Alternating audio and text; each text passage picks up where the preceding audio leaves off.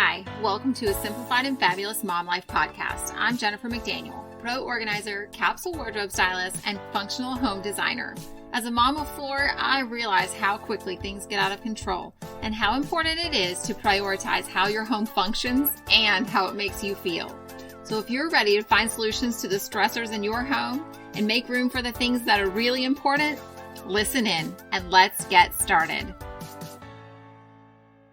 Hey guys, we are continuing our style series today, and I wanted to share with you a few things about how to create a color palette for your closet. This is something that I know so many people have questions about, and I get questions about this all the time. Well, how do I know how to put everything together? How do I know how to make it work together? What colors should I use? And how to create that, how to make it all work together. So this episode is going to answer a lot of those questions. I am trying to figure out how to get myself back on track after being at the hospital for a week, but I am going to continue my podcast. I apologize there was no episode last week. We had a lot going on in my family, and it took away from a lot of time that I would normally put into my podcast and my business.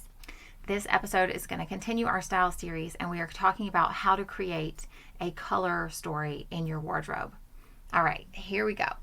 So as you know, my goal for each of my clients is for you to be able to grab any item in your closet, top, bottom, and shoe, and look put together. So in order to create a color story, I like to think about how a store puts together a look. Now, this can be, you can look at bedding. So when you look at a designer put together bed in a showroom or a magazine or something, it's not just one pattern. It's a mix of patterns, and it's a mix of colors, textures, and tones. So some are darker, some are lighter, but they're all complementary of each other. Some of them will be very muted background colors, and other ones will be a brighter, more eye-catching color. So when you're doing that, think about, like, when you're looking at your closet, is there anything that stands out as something that just doesn't fit with the rest of them? Does it just not work because the style is so much? Now, I'm not talking about those pieces that are your wow piece. That's going to be another conversation. But I'm talking about anything that when you put everything together in a closet, I always organize it by color. I like to have it set up by color, but I also separate it. For my closet, I have it set up with the long sleeves, short sleeves. So I set it up by color. I don't have a huge amount of clothing. I have a very small amount of clothing compared to most women. And so I can set mine up with my long sleeves and short sleeves mixed together. But in each color, I have it organized by sleeve length as well. So it makes it all fit in the same color category. And I also remove anything that doesn't work for the current season.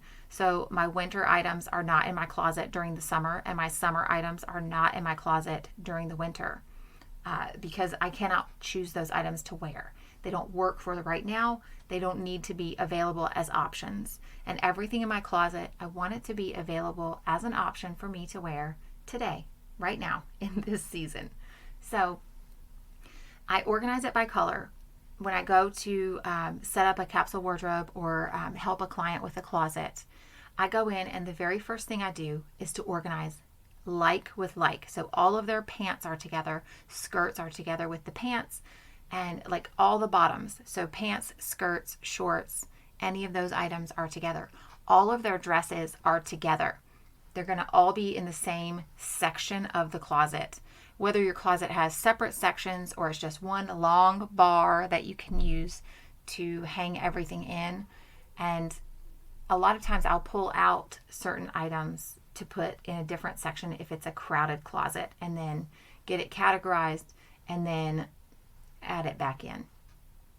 Now, when I have everything lined up in the right category, I color coordinate. So all of the pants will go from match them up in the colors. So all of the denim, we go from darkest to lightest.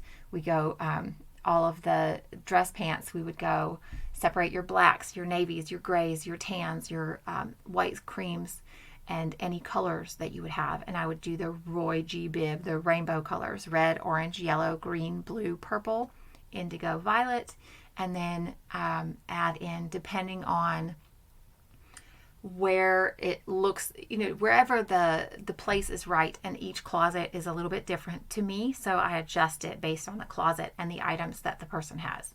Sometimes I do the colors and then end it with the black and go into the white at the end, and sometimes I put the white before the red and then the black at the end of the colors. So just depending on the closet and the clothing and what gives the most peaceful, cohesive look in the closet with the colors. So I do change that up just a little bit depending on the clothing items. But when you have everything lined up in each category, so all your jackets are together, your tops are together, your bottoms are together, dresses are together. When everything is together, then you line it up by color and then darkest to lightest. Same with the patterns. I put the pattern in the most noticeable color portion of the colors, but typically towards the end. That part is something that I do change up based on the color. So I stand back and I look at it. And when I'm looking at the whole closet or the whole section of items, so when I have all of your pants lined up together, I can tell what pants don't work. They stand out as an awkward piece, not as I love that piece. Anything that stands out as an awkward piece, I pull it out of the closet. Something that doesn't seem like it fits with the personality of what's left in the closet, I will remove that item. So a lot of times as moms, we have stuff that were from our pre-mom days, and anything that would be in your closet that would be pre-mom days mixed in with your regular, the last few years of wardrobe. And some of those, they just look too youthful for the rest of the closet, like they're not really going to work for your personality and your lifestyle right now. Those stand out. Anything that looks like it's a hand-me-down from your mom or someone that just doesn't have the same personality as you, I can spot those items and I pull those out as well. Anything that looks like a hand-me-down that someone's just hoping you'll try and be more conservative when that doesn't fit your personality, I can spot those items in your closet. They don't work for you, and I pull them out.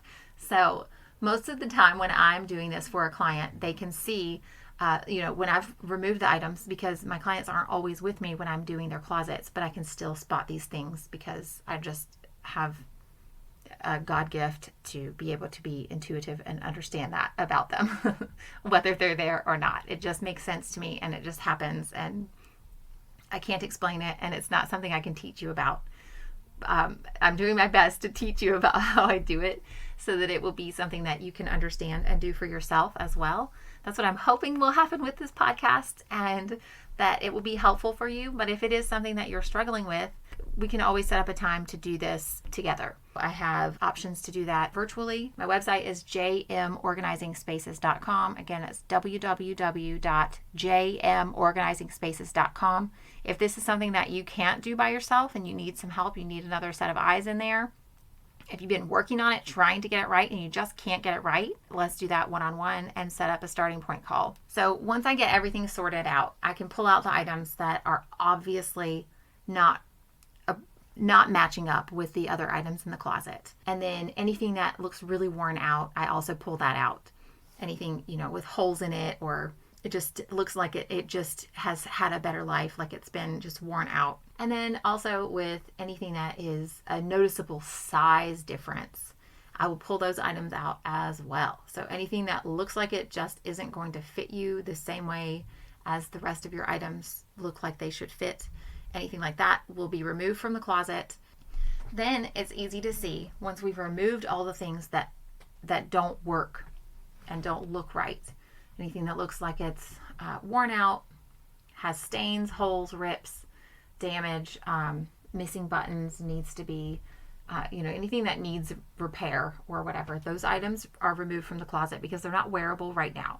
So I go ahead and pull those out. Then we can see what's left. When you can see what's left after you've pulled all those items out and you've coordinated all of your items, color-coded, and set them up so that they are tops, bottoms, jackets, all those things are separated in their own category, then it's really easy to see where you need to purchase something. So maybe all your black pants got worn out and that's your favorite color pants to wear. So maybe that goes on the list. And I make a notes section in my, I use the notes app in my phone and put that on the list there. So look for black pants for me. That doesn't mean I'm going out and buying them right now or today or tomorrow, but it is something that's on my list. So next time I'm out at the store, I can look for pants, black pants for myself. That's kind of what I'm trying to get you guys to look for. Don't go out and buy it right now, but keep in mind now what style, what shape. Do you want wide leg? Do you want short pants? Do you want skinny pants? Do you want jeans? Do you want a dressy material? Do you want something that's more flowy or more structured and tailored? What materials, what style will work best with your wardrobe? Those are things you need to think about. So black pants can be, they all have so many different cuts and materials and fabrics and things. So I usually like to be a little bit more detailed when I put something down. So black skinny jeans or wide leg, high waisted, something like that, so that I can be more specific when I'm looking, because it's easy to, once you've gone through your entire closet and you've touched everything in there, it all kind of blurs together a little bit, and so you'll forget specifics about it. So be specific about what you need. And also I take pictures of what I have.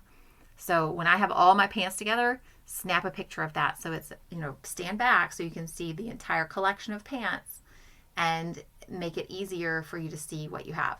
And then I also separate it, a picture of all of my denim, and then a picture of all of my trousers, like whatever type of pants they are, and leggings, like separate pictures for those categories so that you have a better picture in your mind when you're shopping. So oh, I already have a pair exactly like this and don't need those, unless they're at a really awesome sale, and you pack them away for next time when you're ready to shop for pants. So, and I know I've told you guys in another podcast about the kids' bucket for their next size and next season. So when I am shopping and I see something that does work really well for my kids, even though they don't need it right now, if it's on a really good sale and I know I'm going to purchase it for the next season, I will go ahead and get that item, but it does not go in their closet for them to have access to right now. It goes in that bucket at the top of their closet where it's labeled with their name for their next size and the next season. So when they've worn out their clothes, when they have, their pants have holes in them, and I know they need to get a new pair of pants, then that's where I shop first, in that bucket where I've already saved money by buying it on clearance or on sale. Then I will pull that out and add that to their closet, and that makes it so much easier. And I do the same for myself. So at the end of the season, I bought a couple of sweaters because I had gotten rid of some sweaters. I had ruined them working, ripped them or painted them or something like that. So I did need some other pieces of clothing, and I did not put them in my closet. They still have the tags on them. They are in the drawer, because for myself, I don't use the dresser for my daily clothes so much. I have the dresser for my next size, next season clothes. So my winter items are currently tucked away in the dresser drawers in July, and that works really well for me.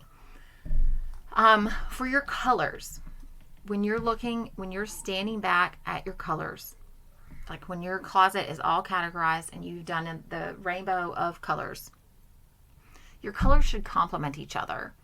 And you should have this, it should have a feel of the same person wears these items. It shouldn't look like a 20-year-old and an 85-year-old both wear these clothes. Like that's not, like, it should have a personality to it.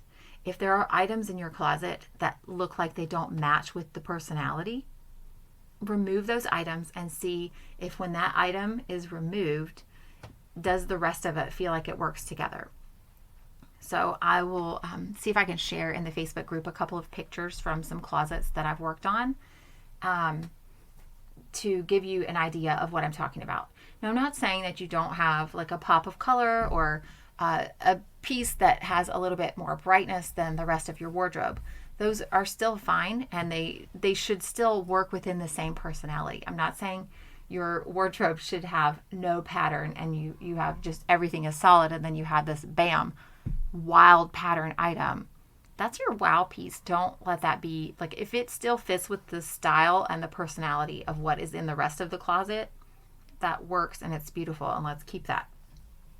But if you have all soft and delicate and feminine flowers, and then this, like, a couple of stripes and a couple of more what's the right word, more classic pieces, and then all of a sudden you have this really bold smear patterned, like really wild pattern with bright colors all over it, and it looks like it fits differently than the rest of your items in your closet, then that one's going to stand out, and it's going to be one that I'm going to question.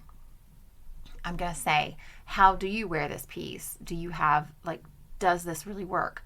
But then there's also times in our lives where we've lost ourselves as moms, or in each season where we're changing seasons, and maybe we do want to change the style of our clothing to match with our current personality and lifestyle.